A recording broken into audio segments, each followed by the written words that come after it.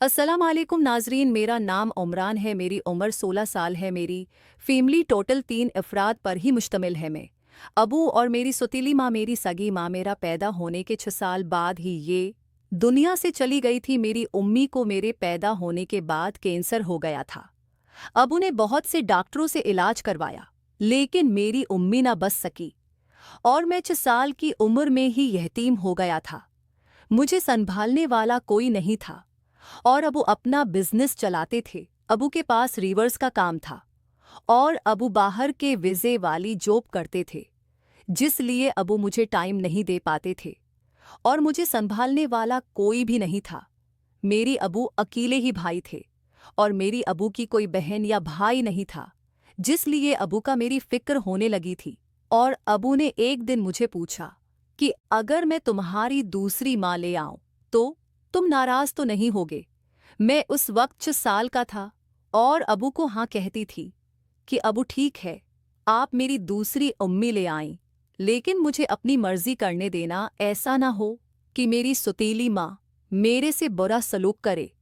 अबू ने भी मेरी बात मान ली थी और मेरी सौतीली माँ को शादी करके ले आए थे। मेरी सौतीली माँ का नाम सगरा है। उसकी उम्र है तकरीबन 35 साल है।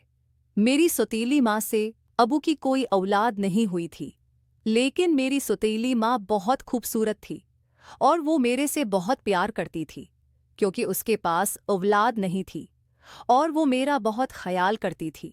मैं ऐसा है हैस्ता बढ़ा होता गया और अबू ने मुझे स्कूल में दाखिल करवा दिया। मैं एक प्राइवेट स्कूल में पढ़ता था और बहुत सी लड़के मेरे दोस्त बन गए थे। मैं बड़ी आदाद में पढ़ने लगा था, क्योंकि मैं माँ बाप का एकलौता बेटा था और मुझे हर तरह की आज़ादी थी। मेरी सौतीली माँ अक्सर मुझे स्कूल छोड़ने जाती, क्योंकि अबू तो अपने बिजनेस पर होते, इसलिए अबू शाम को 10 बजे ही घर आते थे। अबू ने उम्मी को कहा था कि मेरे बेटे को स्कूल तुम ही छोड़कर आना।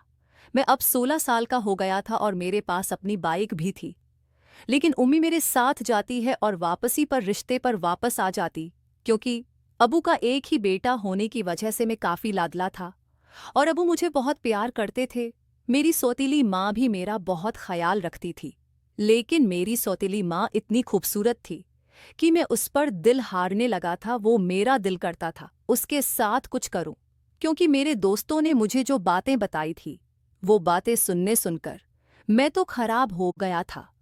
जब मेरी माँ मुझे स्कूल छोड़ने चाहती, तो मेरी स्कूल के दोस्त गेट पर ही खड़े होते और मेरी माँ को देखकर उसका मजाक उड़ाते और कहते कि तुम्हारी माँ बहुत खूबसूरत है और उसका फगर भी बहुत अच्छा है, तुम खुश नसीब हो, तो तुम्हारी मज़े होंगे। लेकिन मैं उनको छटक देता था कि हेरामजादो, ये मेरी माँ है और कुछ ख्याल करो। लेकिन वो थे कि मुझे बड़ी आज़ाद में डालने लगे थे और कहने लगे थे इस तरह कुछ नहीं होता, वह कौन सा तुम्हारी सगी माँ है, तुम उसके साथ कर सकते हो। इस तरह तुम्हें कोई रोक टोक भी नहीं होंगी, क्योंकि तुम्हारे अब्बू तो जॉब पर होते हैं और वो सुबह 6 बजे ही निकल जाते हैं, रात को 10 बजे वापस आते हैं। इतनी देर में तुम्हारे मज़े हैं, तुम अपनी सौतेली माँ के साथ कुछ मर्जी कर सकते हो। जब मेरे दोस्तों ने मेरे दिमाग में ये मंतर फूंक दिया, तो मेरा भी दिमाग खराब हो गया था और मैं भी अपनी सौतेली माँ के बारे में बड़ा सोचने लगा था। अब उठते बैठते मैं उम्मी के आस पास ही रहता और उनके ऊपर नज़र रखता, उनकी आदाओं को देखता रहता। और जब भी उम्मी कोई काम कर रही होती, तो उन्होंने दुपट्टे नहीं लिया होता था, मैं उनके सामने वाली भी देखता और पीछे से भी उनको नज़र रखता। एक दिन मुझे स्कूल से छुट्टी थी, तो मैं इस कदर अपनी सौतेली माँ के अश्मी मुबतला हो गया था, मुझे समझ ही नहीं आया। मैं मोबाइल देख रहा था, अपने कमरे में मौजूद था। उम्मी ने नाश्ता बनाया और मेरे पास आकर ही बैठ गई थी। मैंने सौतेली माँ के साथ नाश्ता किया और उसके पास ही बैठ गया। उम्मी लेट गई थी और मैं उसके साथ ही करने की कोशिश करने लगा। उम्मी एकदम उठ के बैठ गई थी और उन्होंने मेरे मुंह पर थप्पड़ मार दिया था। मैं रोने लगा था, लेकिन उम्मी मुझे चुप करवाने लगी, तो मैंने सौतेली माँ का कह दिया कि खबरदार मुझे हाथ मत लगाना। हाथ के बाद तो मैं तुमसे कोई बात नहीं करूँगा। मैं अपने कमरे में आ गया था, क्योंकि इस वक्त मैं उम्मी के कमरे में मौजूद था। थोड़े देर बाद मेरी सतीली माँ मेरे पास आई और कहने लगी, बेटा देखो, मैं आपकी माँ हूँ चाहे सतीली हूँ, इसलिए आप मेरे साथ करने की कोशिश मत करो। अगर तुम यही चाहते हो तो मैं तुम्हें शादी करती हूँ।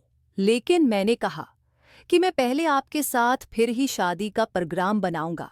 मेरी सतीली माँ भी मान गई। मैंने उनको करना शुरू। अब हम अबू से छोड़ी छुपे एक दूसरे के साथ में जब भी स्कूल से वापस आता तो पहले अपनी सतीली माँ के साथ, उसके बाद खाना खाता और सो जाता। अब्बू किस बात का नहीं पता था। क्या माँ बेटा घर में कौन सा गुल कला रहे हैं। नाजरीन, अगर आपको ये कहानी पसंद लाई हो तो वीडियो को लाइक कर दें। शुक्रिया।